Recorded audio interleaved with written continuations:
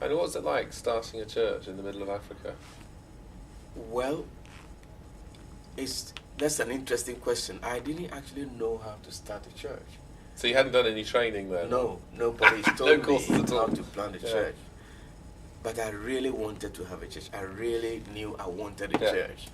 And I also sort of had a vision of what the kind of church I wanted as well. I knew the name in my heart. So were you one of these young men that Mark Driscoll was talking about? Yeah, what was it he said? Yeah, that's right. Yeah. So but disorganized. No, what was it? He had a whole list, didn't he? Arrogant. Everything. Untrained. Gonna make mistakes, but just right. He said.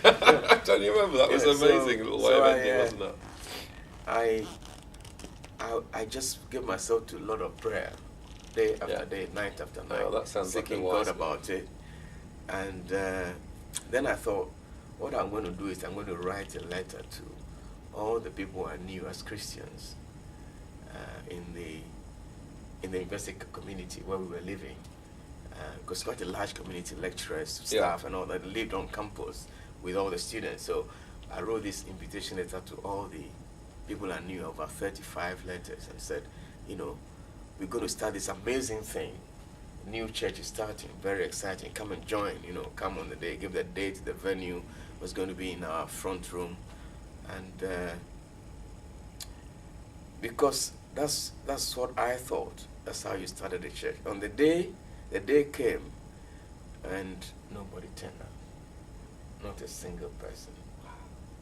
Yeah, so I was left with my wife and our 5. So at least she turned up. Oh yeah, she Did you have had any no children? choice. She had no choice. Did you have any children? Yeah, we had our first daughter, Emily. So there were 3 of you. Yes.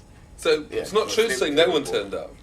Well, 2 people. We were there. It was in our home, so we were there. You had to be there by force. So I thought this is a bit difficult, really. So we went round the next flat and we saw a lady who was a bit not very sure what she was doing. So we pulled her in. So there was one visitor at least, So that was the beginning of what's now City of God Church. And I still preached for an hour that day.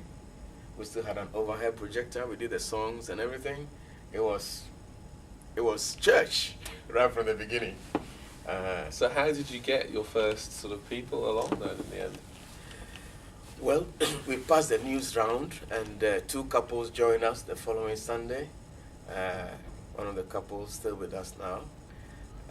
Then evangelism, reaching out, all sorts of ways, kept at it.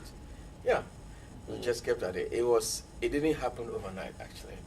We were 6 people for a very long time.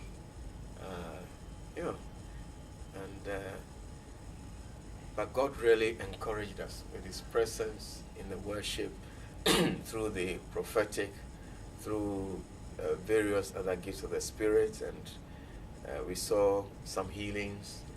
People would come in, be healed, but they didn't really stay. They would go away again, and we thought, what's happening? And we just asked them, and then they would tell us something like, well, you're not big enough to be, so you're not big, so you don't look like a church to us, so we can't really, join you, which was very strange. Yeah. Because in people's minds, It's funny, there is that problem, Yeah. isn't there? Because I remember when we were planting the church I'm part of, when we were all doing that together. And actually, the interesting thing is, a lot of those people are still with us. Certainly in our leadership team, many of them were there back those 10 years ago, or more actually, 13 years ago. And for 1 year, I think, 1 whole year, we'd have a visitor every week. Yeah. And none of them would come back. No. It was like, no. And we thought if just even half of them had stayed, the church would have doubled. Yes. It would have been great. But I guess it's how you get over that is the challenge, isn't it? That's right. Over that hurdle. Yeah, you need God, at every stage, obviously, but that particular going over that hurdle, I think God gave us an inroad into a group of down and out people, young men who lived wild near the airport area in Ghana, and they were ex-convicts, some of them were drug addicts and all that. To cut a long story short, God opened a door into their midst, and we got many of them saved and then added to the church. That is where the church began to grow.